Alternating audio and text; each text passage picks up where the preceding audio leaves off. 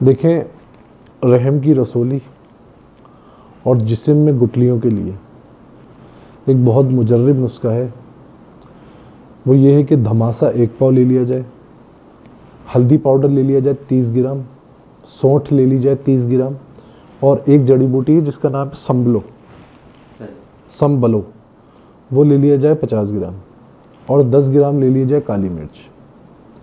ان سب کو ملا لیا جائے پاؤڈر کروا کے۔ اس کے بعد کیا کیا جائے؟ اس کے بعد روزانہ رات میں اس کو پانی میں بھگو دیا جائے، صبح اٹھ کے اس کو کعوہ بنا کے اس کا کعوہ نہار منہ پیا جائے، تو انشاءاللہ جسم میں کہیں بھی گٹھلیاں ہوں گی وہ گٹھلیاں تحلیل ہو کے ختم ہو جائیں گی، اور رحم کی ہر قسم کی رسولی، اب چاہے وہ پانی کی ہو یا خون کی ہو، رحم کی رسولی بھی انشاءاللہ اس نسخے سے ختم ہو جاتی ہے۔ صحیح۔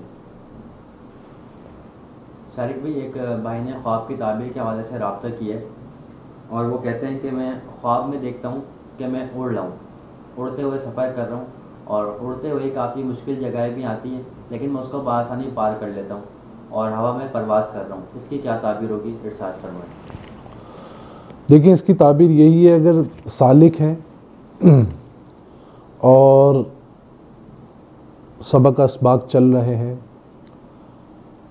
اور کہیں پہ داخلہ سلسلہ بیعت بھی ہیں، تو ان کے لیے بہت اچھا جو ہے وہ خواب ہے۔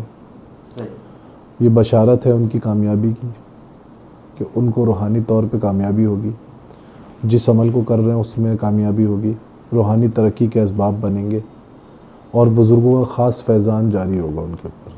صحیح، جزاک اللہ۔